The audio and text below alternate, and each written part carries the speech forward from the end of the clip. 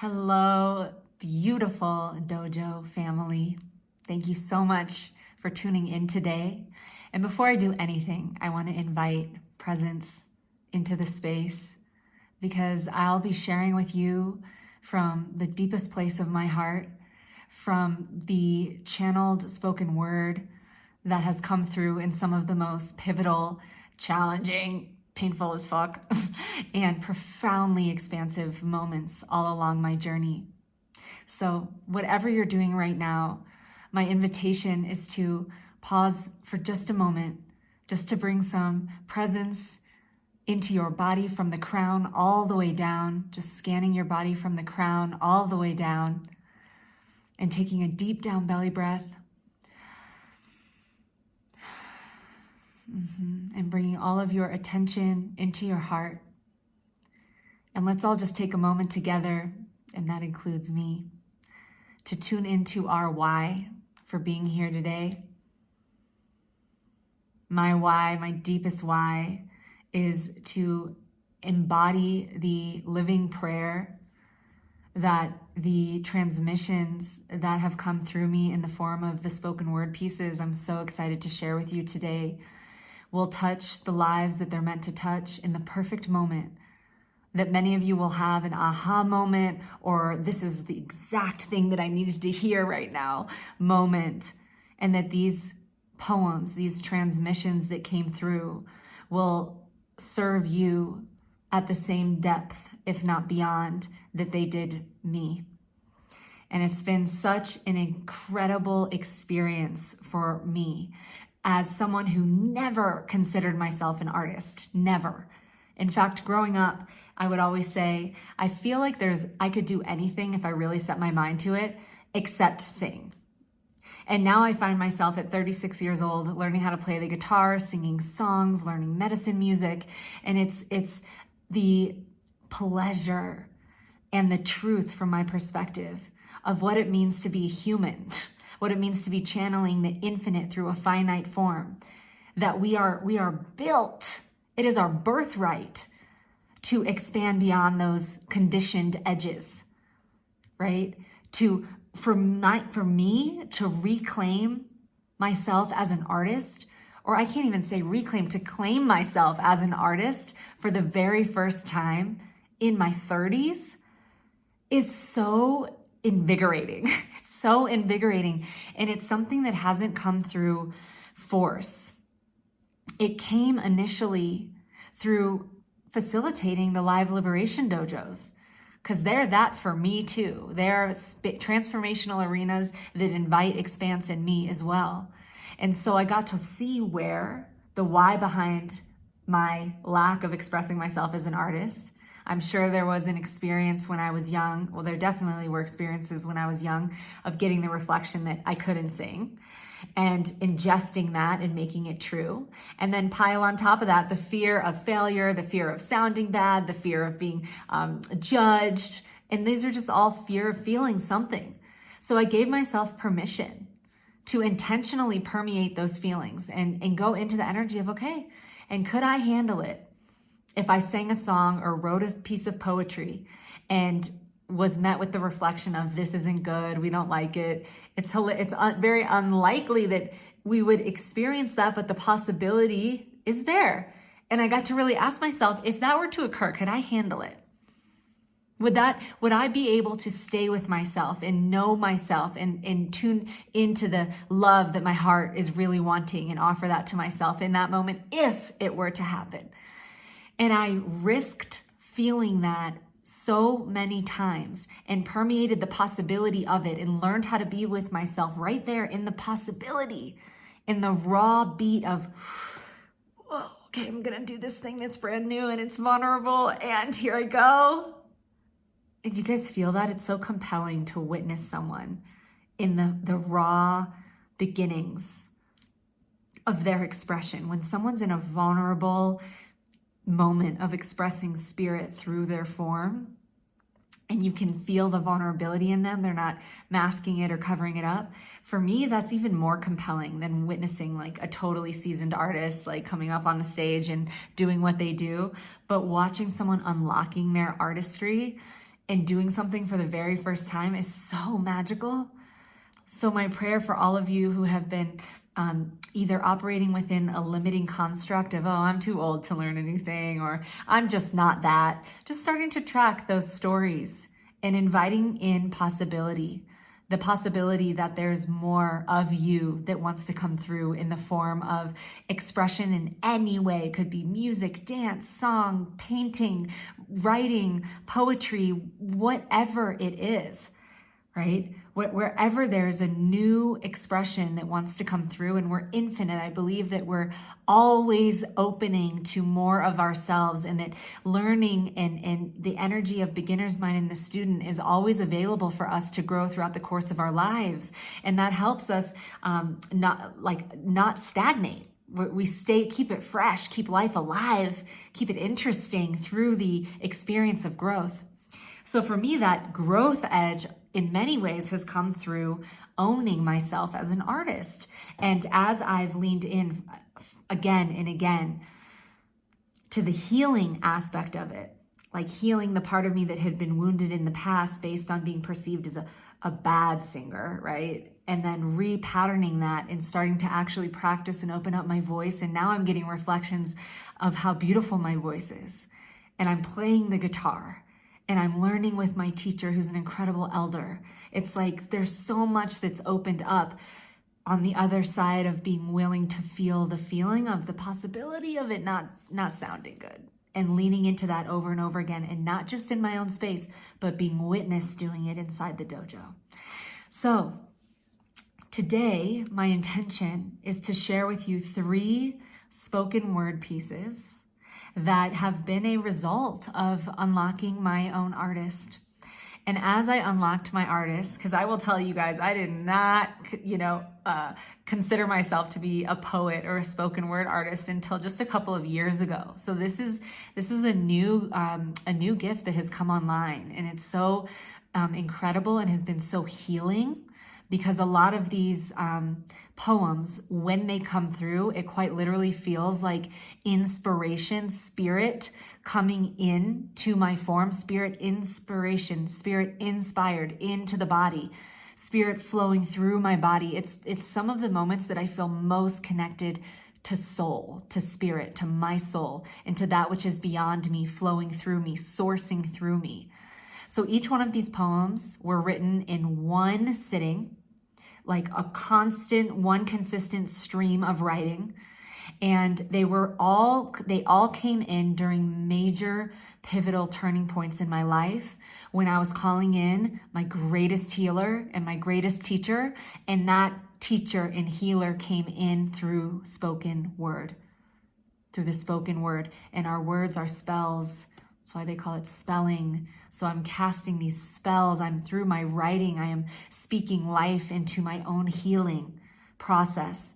And when we're in that healing, that evolutionary expanse, so often when it's coming straight through source in that way, and it's like, wow, I didn't even know that I could do this, or because it's beyond an I, it's coming in through something else. And in order for that which is beyond us to flow through us, as us, I find that it's important that we clear out anything that would be obstructing the central channel that come from pain points of the past.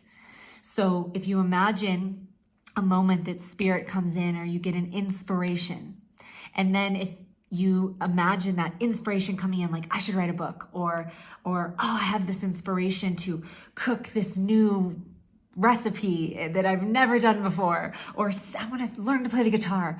And it's like this inspiration comes in, and then it comes through into the body, where the body memory carries the memory of past reference points, where there may be wounding or trauma. And so then there can be obstructions of spirit moving through the system. To be moved by spirit at speed means that any obstruction that is being held in the body in the form of past reference points, old memory that's creating trauma points. So when you imagine, I have the inspiration to learn to play the guitar, and then it's like spirit comes into the body, and then the body memory of, no, but I'm not an artist, and what if I fail, and what if it doesn't work, and all of that comes in, and then it obstructs spirit Spirit's capacity to move you at speed. So to move the body at speed. Moving the body at the speed of your inspiration means literally you are fully inhabiting and embodied in inspiration, and you're moving in real time. Like, oh, I'm gonna learn to play the guitar, boom, and then in action.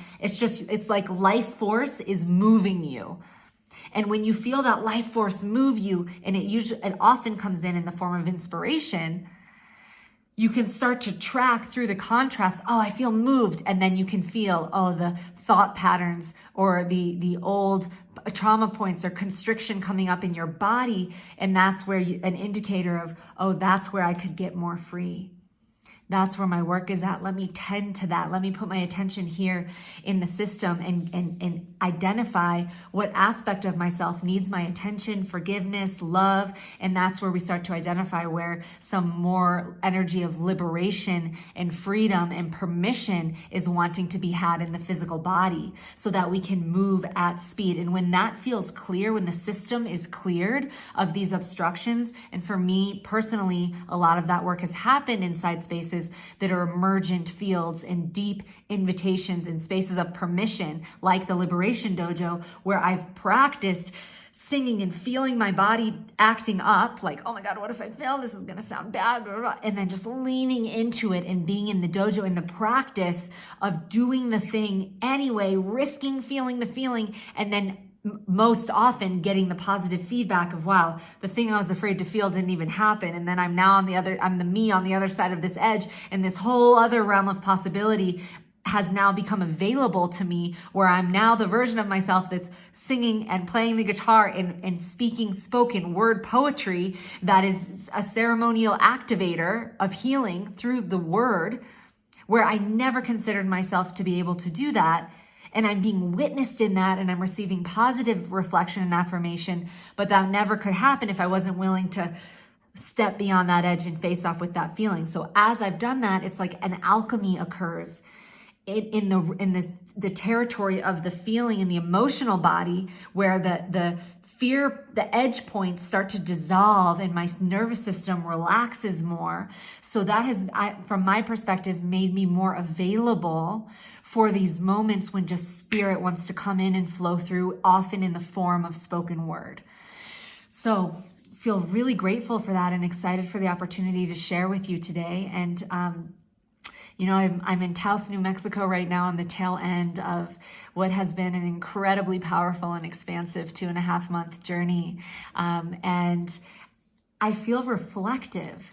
There's been so much blossoming during this last 2.5 months. My partner David has been in a 3-month Vedic meditation initiator training, and we're going to be reconnecting here in a couple of weeks. And yeah, as I come to the tail end of this journey, this solo journey I've been on the last couple of months, I feel a deep gratitude in my soul for the amount of growth, healing, evolution that I've had the privilege of experiencing, not just, but definitely in this last couple of months, but not just in these last couple of months, in the last, 8-9 years since really I made a huge shift into my original awakening.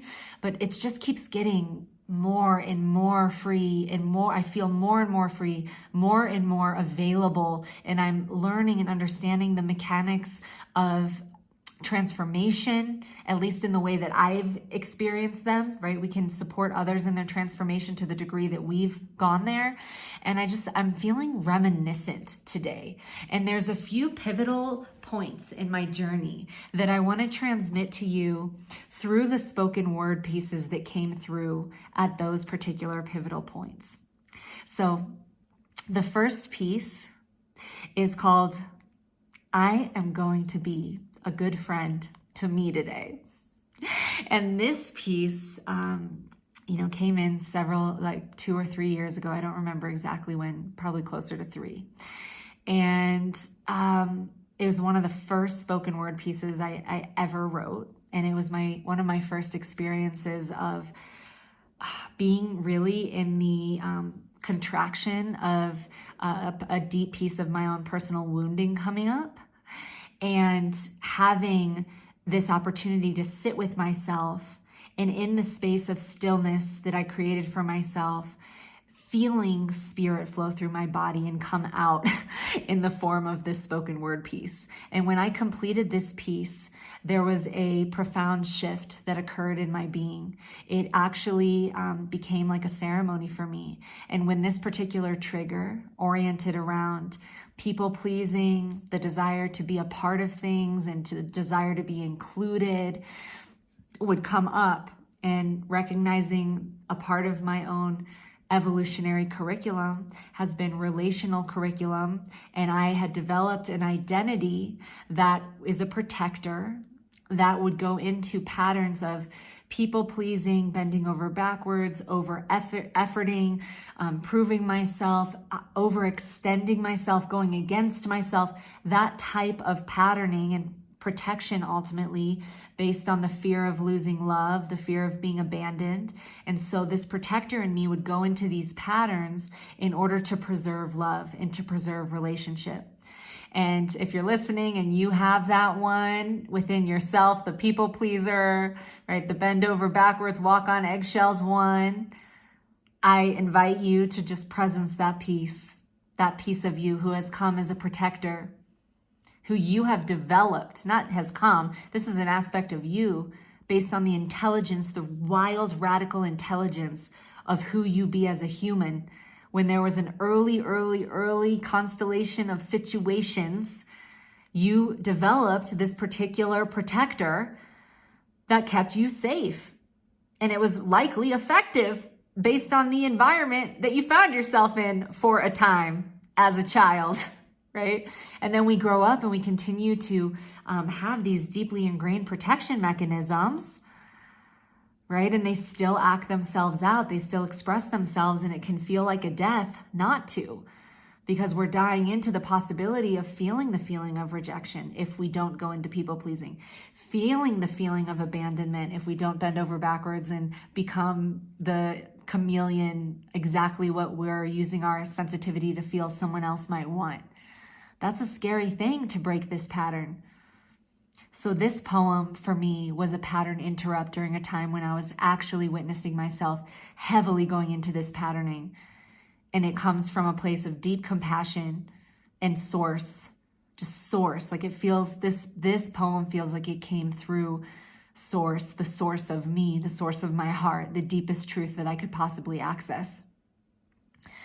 So if you're one of those listening who recognizes this aspect, your version of it inside of yourself, I want to invite you again to bring full presence, recognizing this piece of poetry came through as a living prayer. It truly created a ceremonial space for me to heal within. And every time I read it, I drop back into that place. So I'm going to invite that sacred space of awareness and presence in wherever you are. And all it takes is a united, deep breath. So let's inhale and exhale. And when you're ready, bringing all of your attention to your heart and opening it right up to receive. This one is called, I'm Going to Be a Good Friend to Me Today. I spent most of my days paving the way for relationships and love to be safe and okay. People pleasing, making sure it's all just right. God forbid my words cause a fight. So I became an eggshell hopping expert. You should see these skills. Like a Jedi avoiding any spills. Not one egg broken. Perfection in every voice note spoken. It's true. Not one crack that could point to lack in how much I love you. And if I've said anything that hurt, I take it back. Okay, good, I know I'm still part of the pack. Even if I have to break my back, I'm going to be a good friend today. Because if I don't, they might leave and talk bad about me. Would that mean there's something I'm not seeing? A blind spot? Something wrong with me? So I spent my days preserving, relationship serving, tough talk swerving to prove I'm deserving of a good friend too. You know, the kind of friend who sticks around who knows just what to say when you're down, the one who never gives up even when it gets tough. There's nothing to fear, no, not when I'm here. So I became well equipped to text back real quick. Never miss a moment, a birthday, a tear, a fear. It's all okay, my dear, I'm here. Even writing this poem, I stopped to check in with a friend on the phone, just so she knows that she's not alone. Because I'm being a good friend today. You get it? I had to make sure she's going to be okay and decode the planets in retrograde, support and dissolve the pain away so the cords of our connection never fray because, well, being a good friend is my priority. If you need a ride, help finding a guy, a tissue for all the tears being cried, look no further, you know I'll try. I've got a cape too. So let me jump on a quick Zoom, speak to a room of people who need me, love what I have to say, and can see, well, I'm being a good friend today. Okay, wow. That's a reality check. I've been on an ego trip. As if everyone else isn't fully equipped. As if I weren't there, the world might slip. But that's never been true. It's just my way of getting through, to avoid the feeling of not being invited into the room. So to preserve my place, I've won the race of proving myself, becoming a valuable face, so you won't leave. But what does that mean for the one inside me who just wants the clarity and security of a family who loves her no matter what? She's been believing that if she's not preserving, improving, and serving, that she'll be left, that she's not deserving of unconditional love. So if I stopped performing, would you still be adoring the woman that I am? And if I stopped holding space, would I still have this place as your friend? Wait, don't answer that. This poem's a reminder to take it back and find the track to the inside. So here's my plan. It's to stop looking out and instead take a stand for the little one who's always been my biggest fan and has just been looking for that one best friend. So I'm going to be a good friend to me today. For all the times I showed up for others, for all the times I nurtured like the best of mothers, looking for my love in another's, I realized with a shudder that the whole time all I've been wanting was to be the kind of friend that I am. For me, unconditionally. So I take the reins of my own happiness and forgive myself for judging anyone's absence. We're all just looking for the same bliss, so easy to miss, that lives inside a statement as simple as this. I am going to be a good friend to me today. And when I want to reach outside myself, I sense that part. It's pretty stealth. Thinking the gold is in that invite, that tribe vibe, that one night, that outside source of love. I know it's time to be my own best friend again. And love that part, that little girl who didn't feel secure in this big world. Touch her heart, faithfully say, babe, I'm going to be a good friend to you today.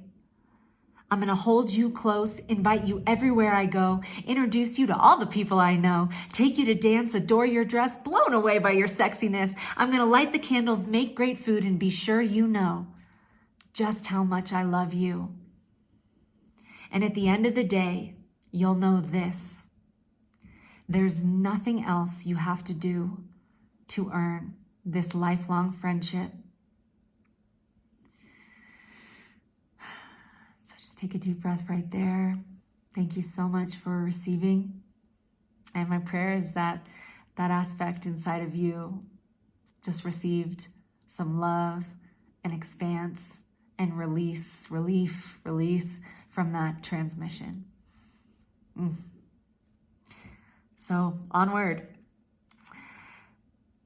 The next piece that I want to share is called Pacifier, or we could say Pacify Her.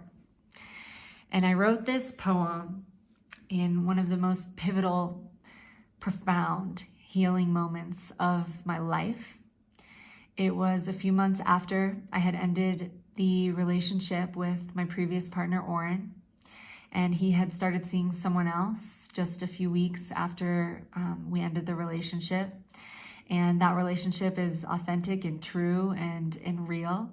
And at the time, that was very challenging for me. And what happened is that the fact that he met someone else so fast made it harder faster, but it also helped me move through the actual release faster as well, because I got to go through the grief, the magnitude of the grief, like the fullness of it, without the layers of, hoping maybe it might swing back around and maybe we'll see, hopefully, all of that kind of extends the release process out longer. It kind of numbs it a little bit. It helps it not be so intense, but it also extends the process.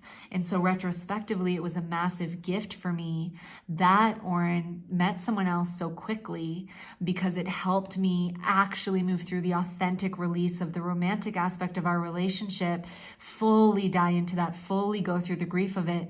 And when I wrote this poem, it was June 30th, 2021. And this was 3 days before I met my current partner, David. And this poem is the moment I feel that I moved through the eye of the needle.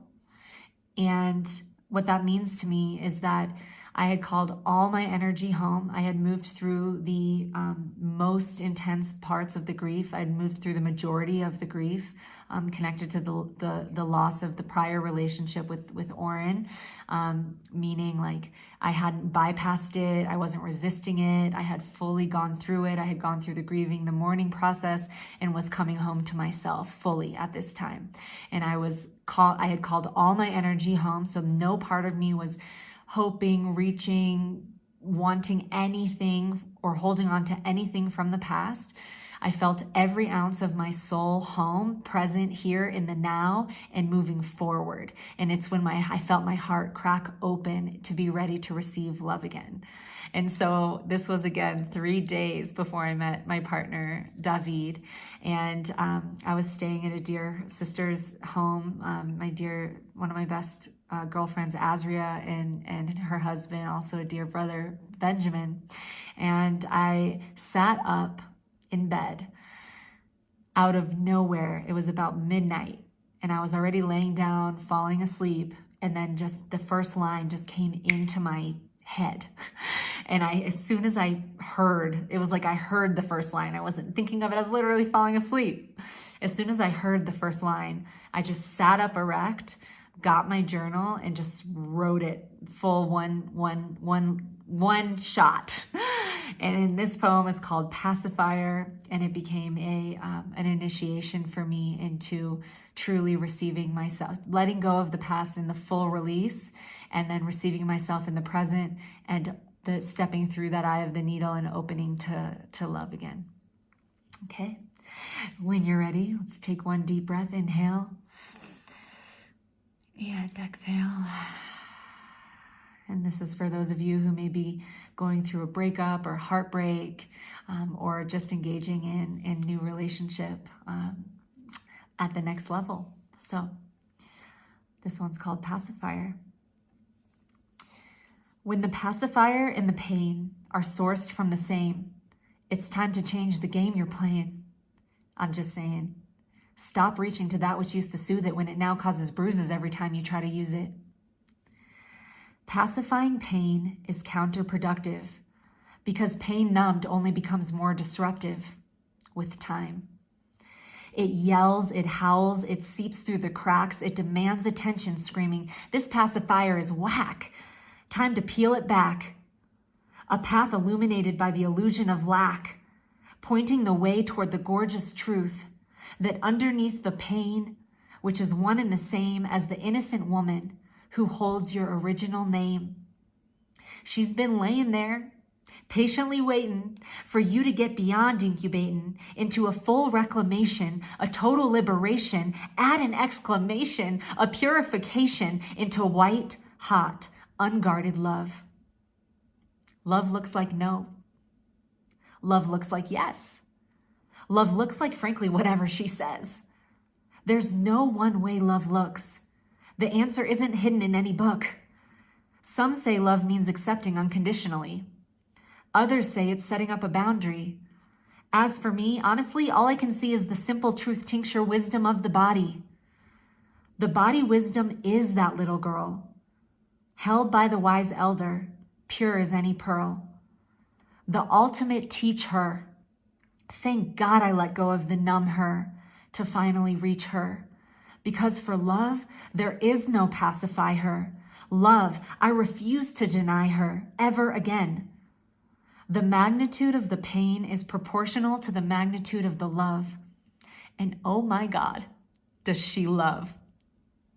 So I have gratitude for it all, for every rise and every fall that strengthened this heart after all. For the pain paves the way to remember her, rectify her, resurrect her, liberate her. There's certainly no pacify her that could ever satiate her long enough to keep her down and away from the truth that she's long known since youth. And now that she's got a trustable saber tooth, she knows it's safe to feel love again, to feel truth again, to feel raw, unguarded, melted, ferocious love again. Even when there's pain, she's primed to reclaim the essence, destiny's presence, revealed in the center of the melting heart of a woman unpacified. Thank you for receiving that one.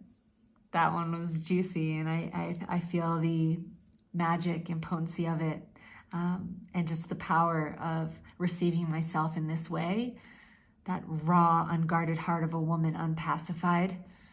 Like no more reaching to anything or anyone from my past to falsely, temporarily make me feel better in any way, right? It was actually a full release. And then in the full release, there's a receiving of what is here. And what is here, whether it's pain or pleasure, the full unguarded openness and embrace and acceptance to exactly what's here, from my perspective, is power. And this poem was an initiation into my power, truly. And then a few days later, meeting David certainly did not hurt. So bless that timing. Wow. Okay, so the third and final spoken word piece that I would love to share with you guys today is called Bird's Eye View. And this was written in December of 2021, so it's a little bit more recently. And this came through during an up level in the Dojo ecosystem as I was really stepping into that. And I noticed often in my facilitation, something that served really powerfully is to support the women and men in my space by inviting them to look at themselves as if they were looking at themselves from a bird's eye view. Because often we have this layer of judgment that's like, masked or plastered on top of the thing we're actually feeling. So we're escaping almost. And it's like judgment and thinking about what we're feeling or judging ourselves for feeling something becomes its own escape hatch. It's its own dissociation from feeling, just purely feeling what's there. And when we feel what's there, if you're looking at yourself from a bird's eye view and you were witnessing someone from a bird's eye view going through what you're actually going through and feeling what you're actually feeling, I imagine I could 99.99999% blanket that what you would see there is a human that deserves love and compassion. And that's what this poem is about. So let's all take a deep breath because this is for everyone. Inhale. And exhale. Okay, this is bird's eye view. If you could see you from a bird's eye view, what would you tell yourself? What would you transmit as truth? Seriously, take a moment, a pause, sitting right where you are. Close your eyes let your spirit rise and look down at you as if you had wings from the skies. From this perspective, let's get reflective about how you treat you. Look down at your sacred crown, and I wonder, would you smile or would you frown? Would you say, "Ooh, what is she wearing? There's that trauma flaring from all the pain she's been carrying. And there she is again, being overbearing. Oh no, now she's being underbearing. Oh wait, no, now she's pacifying, people pleasing. Oh, there she is, too much in the middle.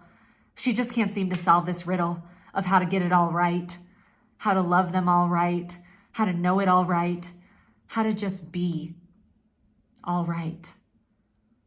So would you judge her and aim to eradicate, obliterate, hurt, and hate, flagellate the you who simply moved, doing her best with what she's got to grow through? In every given moment, you'd see, if you were looking from the vantage of a bird in a tree, to the best of her capacity, that this woman, you, who's just like me, is divinity remembering her glory, doing her very fucking best with what she's got in every moment, whether she's distraught, all caught up, stomach tied in a knot, or holding it together, being solid like a rock. She's doing her very best. So would you look at her and see clearly, or would you judge? Would you say, "Look at her hair, it's falling wrong right there. And that part wasn't perfect. If only others treated her like she was worth it. Perhaps if she was smarter, thinner, nicer, cleaner, learned how to make new things for dinner, if she did this, corrected that, maybe she would get him back." Whoa, that's whack. Automatic lack. I think we found the crack in the system. When it comes to love, there is one given. We all want it, and we've all got it. So check where you keep on stopping it. Others treat you the way you treat yourself. You can only receive love in your skin if you're already generating it from within. So take a moment to notice. Really notice. How would you treat you if you were looking at your human from that bird's eye view? From her crown down, zoom all around, see her home, her work, her friends. Really look through this unbiased lens. If you saw you from that view, I guarantee you'd see a human worthy, who deserves to be treated with dignity and forgiveness and love and compassion and patience and adoration. In fact, I guarantee you deserve a standing ovation for walking what you've walked, for feeling what you felt, for crying tears you've dropped, for every time you went unheld, for seeing what you've seen, and for going where you've gone. It's about time you really get that you've done nothing wrong. Because even the deepest pains come from pains before. Fighting to free ourselves is our shared collective war. You are the only one on this earth who actually knows what you've experienced. You are the only one on this earth who can show you how to heal from within. You are the only one who knows your inherent worth. You earned it, my love, the very moment of your birth. So zoom out one more time and tell me from that bird's eye that you don't see a soul who deserves an epic life. It's time to let any remnant of judgment fade into truth, to see the innocent youth with clear eyes.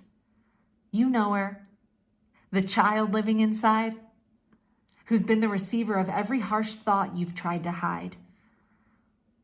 And now is the time to hold her tight and claim that there's no more need to take flight, to stay connected, to gain perspective, to get reflective on who you already know, on who you know better than anyone on this planet, damn it. This is a claim to remember, to simply be tender with your soul. And it's that compassion, sourced from truth, that only you can give you, that will liberate every bruise. No more black and blues.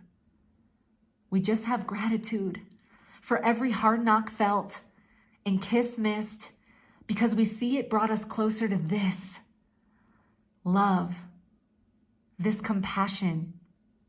They serve as the key. No bird's eye needed in order to see that we've gained the ultimate technology that will set our hearts free. Just take a breath right there with me. I'm breathing in deep gratitude for you. Thank you, thank you, thank you for your presence and for your love, for receiving this expression through me. It means so much to walk in this way with you. I truly honor the work that you're doing in order to show up and receive transmissions like this one. Thank you. From my little girl, who is so excited to be sharing her art for the very first time in her 30s. So thank you for being my audience. It means so much.